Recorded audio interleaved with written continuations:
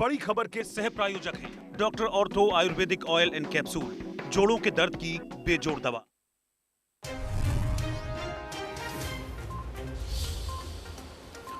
उत्तराखंड में कोरोना मरीजों की संख्या में लगातार कमी। 24 घंटे में कोरोना के 513 नए केस, 10,000 से कम हुए एक्टिव केस। प्रदेश में रिकवरी दर 93.41%।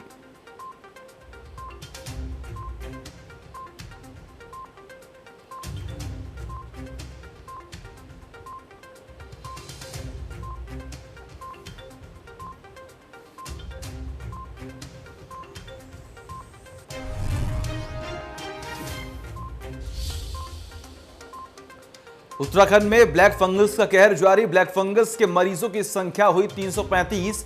ब्लैक फंगस से अब तक 50 लोगों की मौत।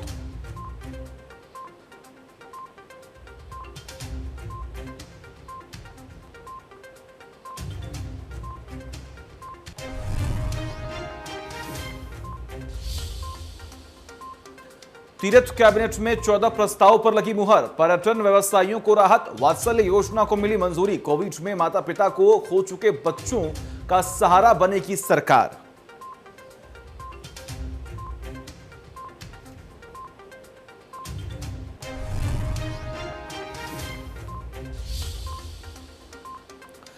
सीएम तीरथ सिंह रावत ने किया शिक्षकों से संवाद। वर्चुअल संवाद में 500 स्कूलों से शिक्षक जुड़े। शिक्षा के क्षेत्र में चौथा स्थान मिलने पर दी बधाई।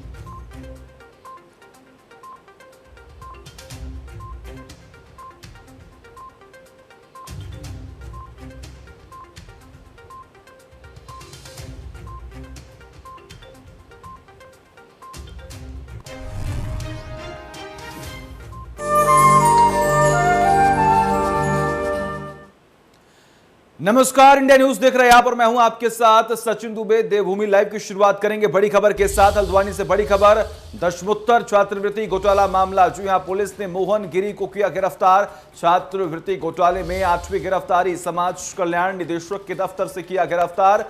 20,63,000 से अधिक धनराशि को किया था घोटाला। 2019 में आरोपियों के खिलाफ दर्ज किया गया था केस और एसआईटी कर रही है मामले की जांच। समाज कल्याण निदेशक के खिलाफ कार्रवाई हुई और एसआईटी कर रही है मामले की जांच। बड़ी खबर, अहम जानकारी आपकी टीवी स्क्रीन पर लगातार हम आपको बता रहे हैं। छात्रवृत्ति घोटाले में 8वीं गिरफ्तारी हुई है हल्द्वानी से। बड़ी खबर हम आपको बता रहे हैं, पुलिस ने मोहन गिरी को गिरफ्तार किया है। और आपको यह भी बता दें कि छात्रवृत्ति घोटाले में 8वीं गिरफ्तारी है। ये समाज कल्याण निदेशक के दफ्तर से उन्हें गिरफ्तार किया गया है। एसआईटी कर रही है इस पूरे मामले की जांच और कई सारे नाम जो हैं इसमें एक एक कर सामने आ रहे हैं। एसआईटी की तरफ से लगातार कार्रवाई जारी है। पूरी कोशिश ये है कि जो लोग इस पूरे मामले में संलिप्त हैं उनके खिलाफ कार्रवाई हो। पुलिस ने मोहन गिरी को गिरफ्तार किया। छात्रवृत्ति घोटाले में ये 8वीं गिरफ्तारी है और एक बहुत बड़ा घोटाला जो है वो देखने को मिला था। समाज कल्याण निदेशक के दफ्तर से गिरफ्तार किया गया है। एसआईटी कर रही है इस पूरे मामले की जांच। ये बड़ी खबर, अहम जानकारी आपकी टीवी स्क्रीन पर लगातार हम आपको बता रहे हैं।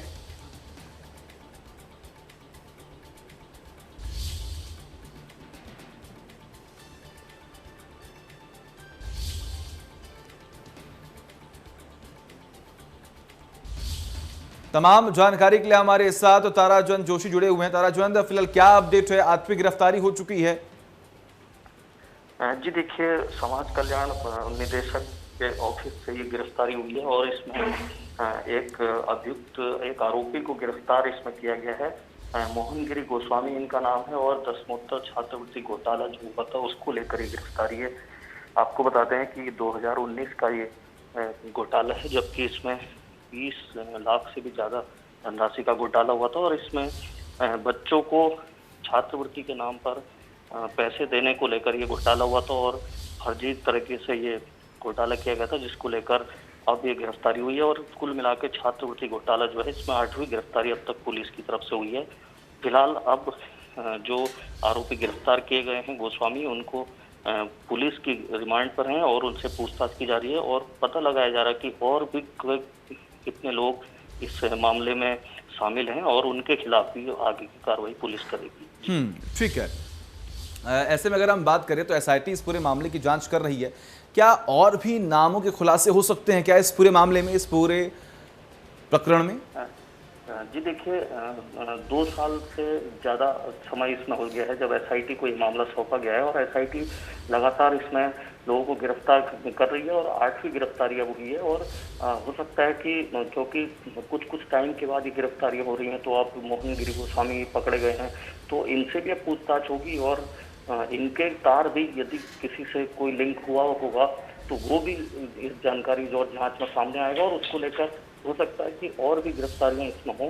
और जिस तरह से एसआईटी इस मामले की पूरी जांच कर रही है और लगातार इस मामले के खुलासे होते चले जा रहे हैं, तो कहीं ना कहीं लगता है कि और भी इसमें आरोपी अभी होंगे और उनकी भी शीघ्र गिरफ्तारी अब इसमें एसआईटी द्वारा की जाएगी। जी ठीक है, बिल्कुल। बहुत बहुत शुक्रिया आपका तमाम जानकारी की। लगातार नजर आप बना रखिए, तमाम अपडेट्स हम आपसे लेते रहेंगे।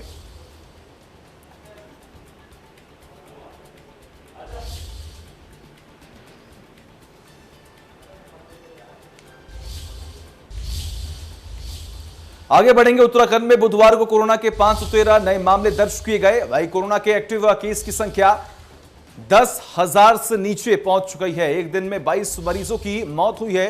स्वास्थ्य विभाग की ओर से जारी बुलेटिन के मुताबिक बुधवार को अल्मोड़ा में 89, बागेश्वर में 16, चमोली में 25, चंपावत में 8, देहरादून में 114, हरिद्वार में 79, नैनीताल में 51, पौड़ी में 35, पिथौरागढ़ में 32, रुद्रप्रयाग में 10, टिहरी में 17, उधम सिंह नगर में नए केस सामने आए हैं। प्रदेश में रिकवरी दर भी 93.41% पर पहुंच गई है। 10,000 से कम हुए एक्टिव केस। कोरोना से एक दिन में 22 से लोगों की मौत हुई है।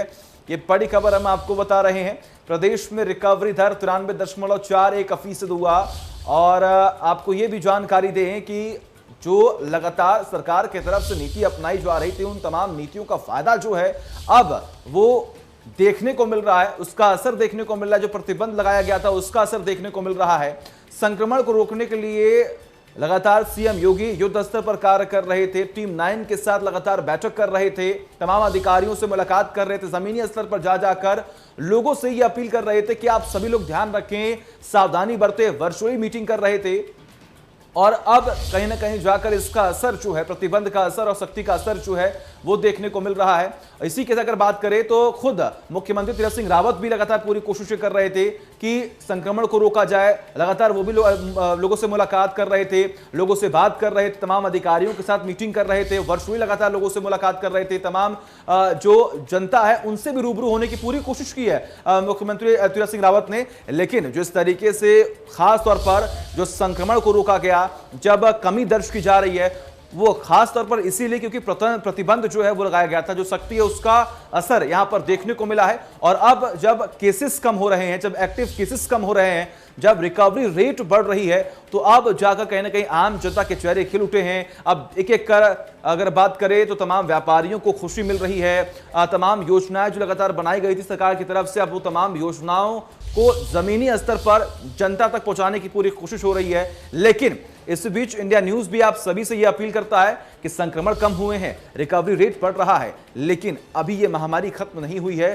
सावधानी आपको बरतनी है। कोशिश ये करना है कि जब भी आप अपने घरों से बाहर निकलें तो सावधानी बरतें, अपने चेहरे पर मास्क लगाएं, अपने हाथों को सैनिटाइज करें। अगर आपके घरों में बच्चे हैं, बुजुर्ग हैं, तो उन्हें भी जागरूक करें, उन्हें भी आप कहीं बाहर जाने ना दें। भीड़ भाड़ वाली जगहों से अभी भी दूरी बरतें, क्योंकि कई बार हमने देखा है, जैसे अगर हम बात करें दूसरे फेज की, तो उस वक्त जब छूट दी गई थी तो उस छूट का कहीं ना कहीं नाजायज फायदा उठाया गया था। और अब सरकार की तरफ से, स्थानीय प्रशासन की तरफ से साफ तौर पर यह जिक्र किया गया कि अगर इस बार कोई भी लापरवाही होगी तो कार्रवाई होगी, लेकिन लापरवाही की कोई गुंजाइश ही नहीं है।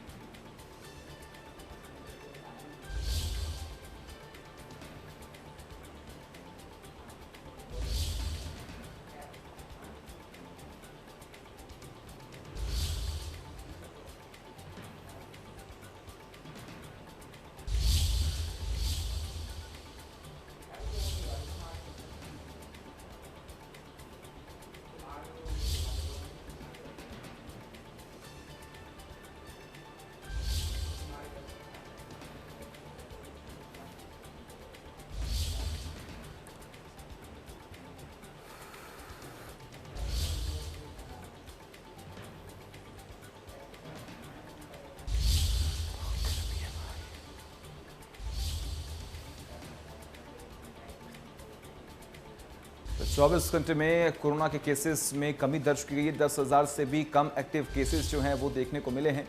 कोरोना से एक दिन में 22 की मौत हो चुकी है और प्रदेश में रिकवरी दर 93.41% जो है वो पहुंचा है।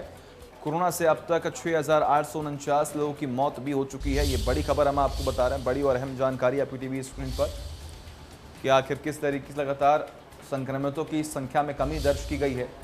और ये प्रतिबंध का ही असर है जो उत्तराखंड सरकार की तरफ से इतनी सख्ती बरती गई, प्रतिबंध लगाया गया और आज इसका असर जो है वो ख़ास तौर पर देखने को मिला है।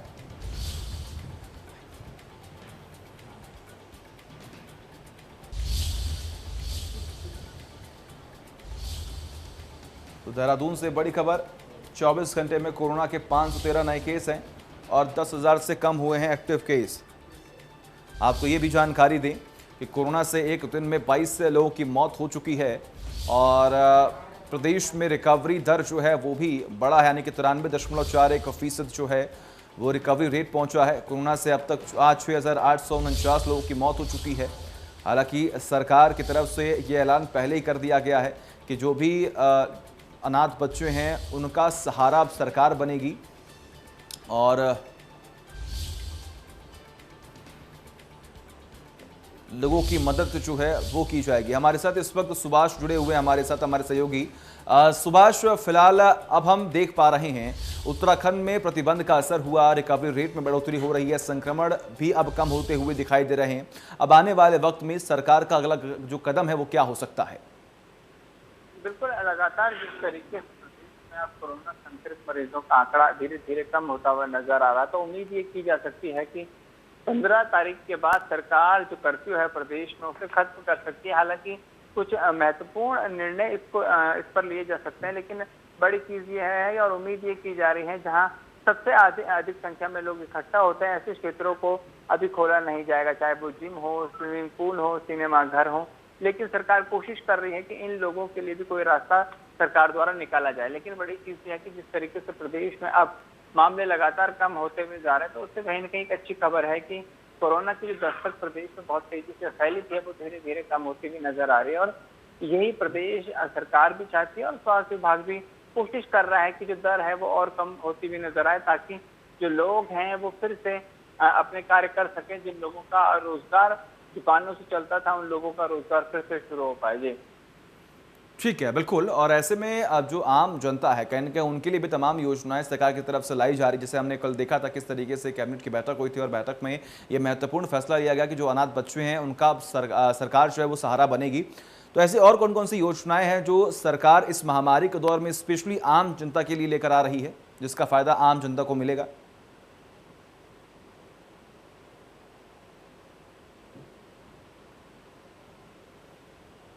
सरकार द्वारा लिए गए कल कैबिनेट में, जिसमें सबसे महत्वपूर्ण ये कहा जा सकता है कि जो लोग पर्यटन क्षेत्रों में काम करते थे, जिनका स्वरोजगार उनसे चलता था, चाहे वो राफ्टिंग क्षेत्र में हो, पर्यटन से जो होटल व्यवसायी हो या फिर अन्य छोटे व्यापारी जो कि पर्यटन रूट में काम करते थे, उनके लिए सरकार कोशिश कर रही है कि उनको जिस तरीके से लंबे समय से वो लोग बेरोजगार से उनका काम नहीं चल पा रहा था, उन लोगों को फिर से एक बार पटरी पे लाने की कोशिश कर रही है। लेकिन बड़ी चीज ये है कि कोरोना में जिन बच्चों ने अपने माँ बाप खो दिए, जिन पूरी तरीके से अनाथ हो गए, उनको लेकर सरकार ने एक बड़ा निर्णय लिया और उन्होंने कहा है कि उन बच्चों को सरकार अडॉप्ट करेगी और उनका सभी खर्च सरकार उठाएगी। यानी कहा जा सकता है कि सरकार अब कोरोना में जो परेशानी लोगों को झेलनी पड़ी, जिन लोगों ने अपने माँ बाप को खो दिया, उन लोगों की सहायता करने के लिए अब सरकार आगे बढ़ती हुई नजर आ रही है। जी ठीक है, बिल्कुल। सुभाष लगातार बने रहिए हमारे साथ, तमाम अपडेट्स हम आपसे लेते रहेंगे, आगे बढ़ेंगे।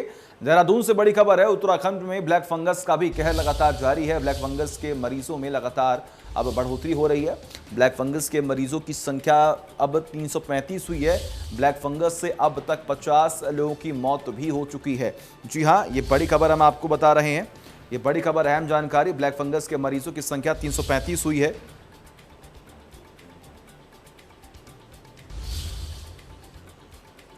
ब्लैक फंगस से अब तक 50 लोगों की मौत हुई है। ये बड़ी खबर, अहम जानकारी आपकी टीवी स्क्रीन पर।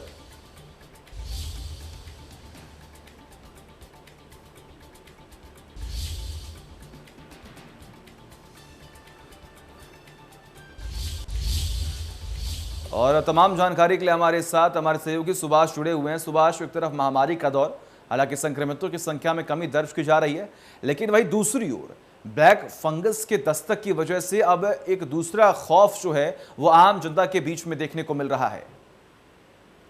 बिल्कुल, ब्लैक फंगस की दस्तक के साथ ही सरकार ने दिशा निर्देश दिए थे कि ब्लैक फंगस से निपटने के लिए जो तैयारी है स्वास्थ्य विभाग द्वारा वो पूरी कर ली जाए।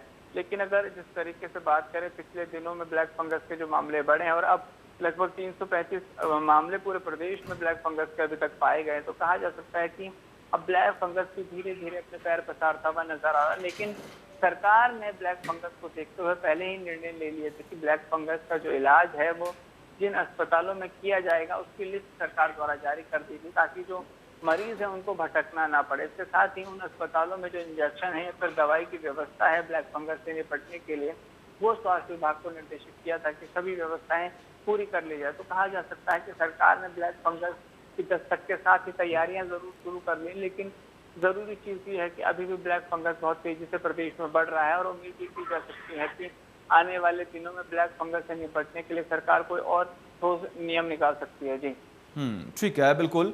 और ऐसे में अगर हम बात करें तो क्या कुछ इंतजाम किए गए हैं, क्योंकि हमने महामारी में इस दौर में देखा है जब तमाम तस्वीरें स्पष्ट होती हुई दिखाई दे रही थी तो किस तरीके से स्वास्थ्य व्यवस्था जो है उनको मजबूत करने की पूरी कोशिश की गई थी, लेकिन फिलहाल ब्लैक फंगस को लेकर, इसके इलाज को लेकर क्या कुछ इंतजाम किए जा रहे हैं? बिल्कुल, ब्लैक फंगस के इंतजाम अगर बात की जाए स्वास्थ्य विभाग द्वारा, तो जो हॉस्पिटल है वो चयनित कर दिए गए हैं, चाहे वो गढ़वाल मंडल के हों या फिर कुमाऊं मंडल के। शुरुआती दौर में जो ब्लैक फंगस के मरीज थे उनको भटकना पड़ रहा था कई अस्पतालों में और उनको बेड नहीं मिल पा रहे थे, तो इसको देखते हुए सरकार ने तैयारियां की और सरकार ने कहा कि कुछ लिस्टेड जो अस्पताल हैं जिनमें सारी सुविधाएं पहले से ही उपलब्ध थी, इन अस्पतालों का चयन किया और उन अस्पतालों को कहा गया है कि वो ब्लैक फंगस का इलाज भी करेंगे। जिसमें से सरकारी अस्पताल की बात की जाए तो राजधानी देहरादून के दून मेडिकल अस्पताल को भी इसमें रखा गया और ये कहा जा सकता है कि ब्लैक फंगस के जो मरीज हैं उनको भटकना ना पड़े, उनको बेहतर उपचार मिल पाए, इसके लिए सरकार ने अस्पतालों का चयन किया और उन्हीं अस्पतालों में ब्लैक फंगस का इलाज भी चल रहा है। जी ठीक है, बिल्कुल। बहुत बहुत शुक्रिया आपका तमाम जानकारी के लिए। लगातार नजर आप बनाए रखिए, तमाम अपडेट्स हम आपसे लेते रहेंगे और आगे बढ़ेंगे। मुख्यमंत्री तीरथ सिंह रावत की अध्यक्षता में कैबिनेट की बैठक हुई और इस बैठक में कई महत्वपूर्ण मुद्दों पर बातचीत भी हुई है। ऐसे में आपको जानकारी दें कि बैठक में 14 प्रस्तावों पर कैबिनेट की मुहर लगी है। कैबिनेट की बैठक में वात्सल्य योजना को मंजूरी दे दी गई है। इसके तहत उत्तराखंड सरकार कोविड में माता पिता को खो चुके बच्चों का सहारा बनेगी। वहीं कोविड से पर्यटन व्यवसाय को हुए नुकसान पर व्यवसायियों को राहत देने के प्रस्ताव को भी मंजूरी दे दी गई है।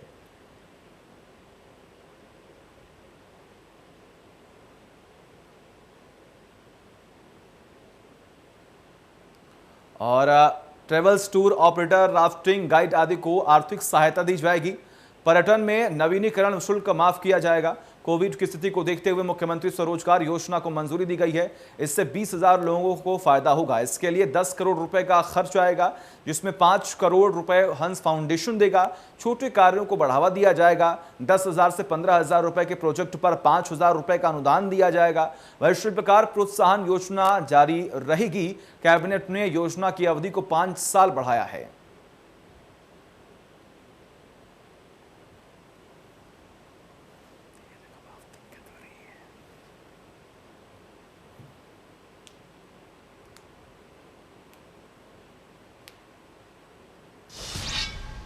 और वही आगे बढ़ेंगे। मुख्यमंत्री तीरथ सिंह रावत ने प्रदेश के शिक्षकों से वर्चुअल संवाद किया। मुख्यमंत्री ने नीति आयोग द्वारा जारी सतत विकास लक्ष्य एसडीजी सूची में शिक्षा के क्षेत्र में उत्तराखंड को 4थी रैंकिंग प्राप्त होने पर शिक्षा विभाग के अधिकारियों और सभी शिक्षक शिक्षिकाओं को बधाई दी। इस वर्चुअल संवाद में 500 स्कूलों से शिक्षक जुड़े थे। इस अवसर पर मुख्यमंत्री ने अटल उत्कृष्ट विद्यालय की वेबसाइट लॉन्च की है।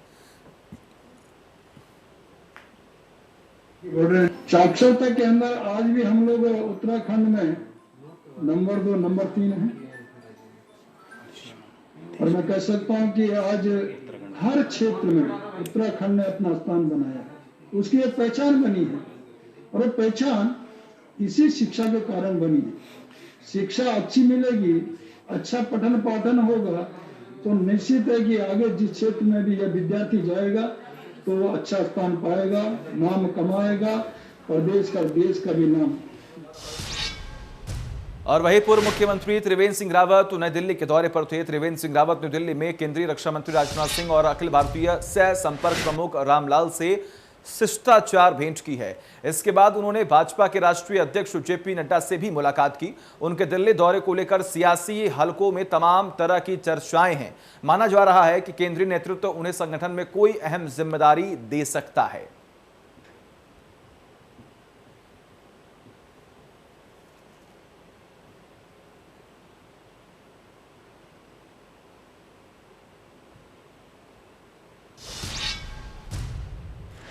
और वही कोरोना से चेन्नई के एक चिड़ियाघर में शेरनी और रांची में बाघ के कोरोना संक्रमित होने की वजह से उनकी मौत हो गई, जिसके बाद रामनगर में कॉर्बेट प्रशासन भी अपने कैप्टिव एनिमल्स की सुरक्षा को लेकर अलर्ट हो गया है। कॉर्बेट टाइगर रिजर्व के निदेशक राहुल कुमार ने बताया कि वर्तमान में जो कैप्टिव एनिमल्स लायन और बाघ आदि के कोरोना संक्रमित होने के मामले आए हैं सामने आने के बाद अब उसको ध्यान में रखते हुए एनटीसीए द्वारा भी गाइडलाइंस जारी कर दी गई हैं कि अभी टूरिज्म एक्टिविटी न चलाया जाए। उन्होंने कहा कि उसके अलावा 15 जून तक chief wild life warden Uttarakhand द्वारा भी टूरिज्म एक्टिविटी बंद करने के निर्देश दिए गए। उन्होंने कहा कि आगे जो भी निर्देश प्राप्त होंगे उसके अनुसार कार्रवाई की जाएगी। बता दें कि कोरोना से लगे कर्फ्यू की वजह से वैसे भी कॉर्बेट पार्क में पर्यटन गतिविधियां मई के पहले हफ्ते से बंद हैं।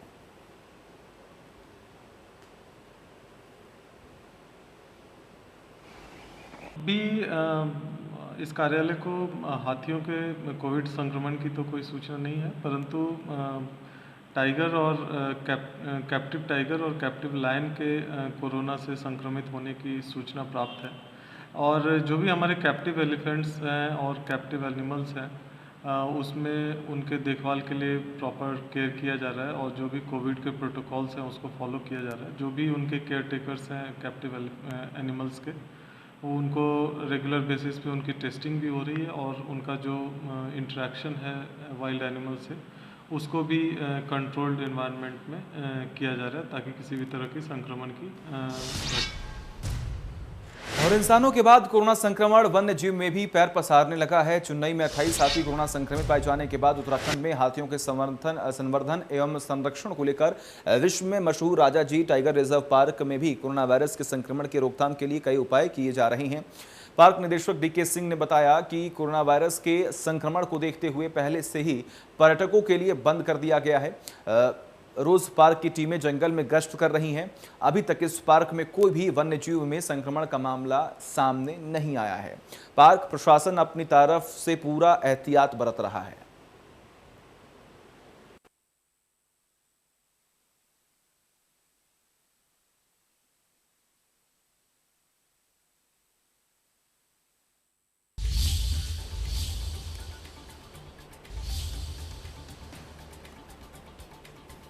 और इसी बीच ये बड़ी खबर हल्द्वानी से सामने आ रही है, जहां पर छात्रवृत्ति घोटाले में एक बड़ा अपडेट आया है। पुलिस ने मोहन गिरी को गिरफ्तार कर लिया है। छात्रवृत्ति घोटाले में 8वीं गिरफ्तारी हुई है। एसआईटी जांच कर रही है और समाज कल्याण निदेशक के दफ्तर से गिरफ्तार किया गया है। ये बड़ी खबर, एसआईटी कर रही है इस पूरे मामले की जांच।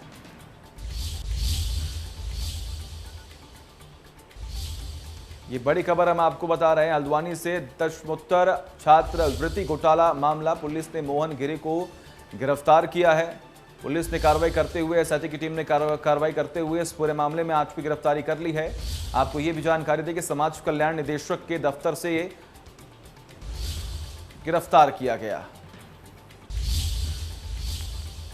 और इसी के साथ फिलहाल देवभूमि लाइव में बस इतना ही। देखते रहिए इंडिया न्यूज। नमस्कार।